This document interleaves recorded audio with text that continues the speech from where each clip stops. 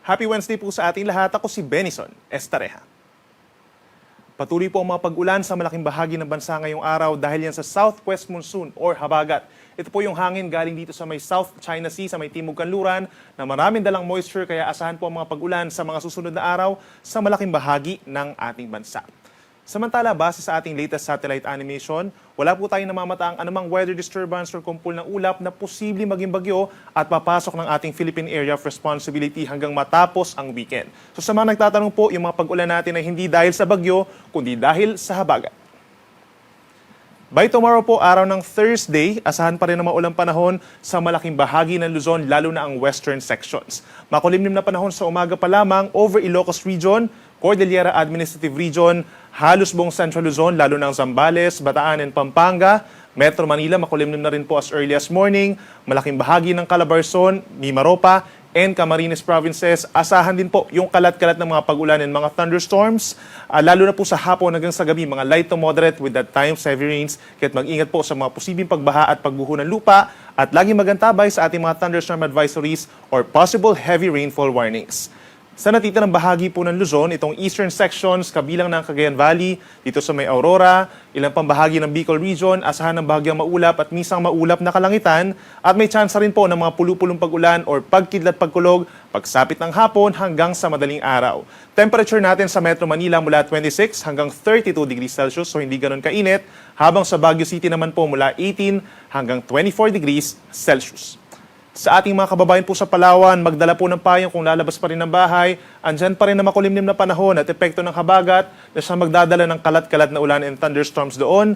Habang dito naman sa Visayas, sa malaking bahagi ng Panay Island plus Negros Occidental, asahan din po ang makulimlim na panahon na sinasamahan ng pabugsubugsong mahina hanggang malakas na ulan.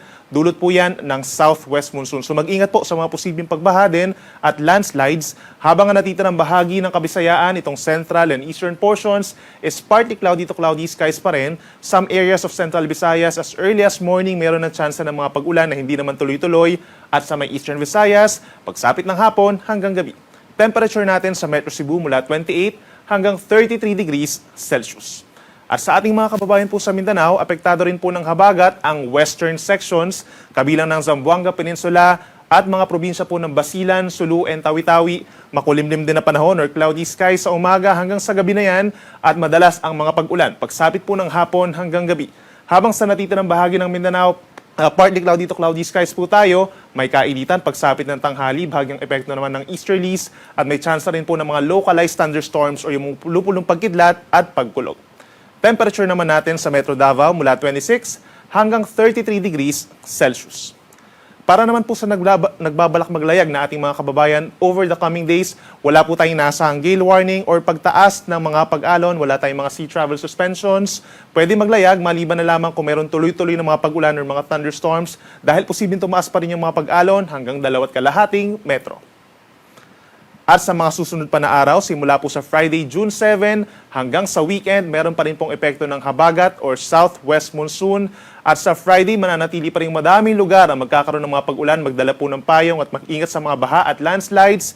Sabado, mababawasan yung mga pag-ulan, more on mga western sides ng Luzon and Visayas. Then pagsapit ng linggo, mas kakaunting lugar pa dito sa parting Luzon. So kung dito sa Metro Manila, Friday and Saturday, makulimlim pa rin ang panahon. Mataas din po ang tsansa ng mga pag-ulan dito sa malaking bahagi ng Central Luzon and Calabarzon, lalo ng Zambales, Bataan, Cavite, Batangas at malaking bahagi ng Mimaropa. Mag-ingat po sa mga posibleng pagbaha at magantabay sa ating mga updates. Dito sa may Cordillera Region, ang Baguio City and Abra, makakaranas po ng maulang panahon itong malaking bahagi ng Benguet Province at makakaranas din po ng kalat-kalat na ulan and thunderstorms lalo na sa tanghali hanggang sa gabi. Habang sa Kabikulan, bahagyang maulap hanggang kumisan maulap ang kalangitan, mataas ang tsansa ng ulan pagsapit ng hapon at gabi. Sa ating mga kababayan po sa Visayas, from Friday to Sunday, asahan ng unti-unting pagbuti ng panahon kung dito sa may Western Visayas. Pinakamaulan pa rin po pagsapit ng Friday, mababawasan ng pag-ulan pagsapit ng Sabado, at pagsapit ng Linggo, ang malaking bahagi ng Western Visayas, may mga pulupulong ulan na lamang pagsapit po ng tanghali at hapon. Habang sa may Central and Eastern portions, may kainitan pa rin po pagsapit ng tanghali, iiral ang bahagyang maulap hanggang maulap na kalangitan Friday to Sunday, at may tsansa rin ng mga pulupulong pagkidlat pagkulog. At panghuli sa ating mga kababayan po sa Mindanao, may mga chance rin ng mga pag-ulan doon pa rin po sa may western sides na affected pa rin ng southwest monsoon itong Zamboanga Peninsula and Bangsamoro region.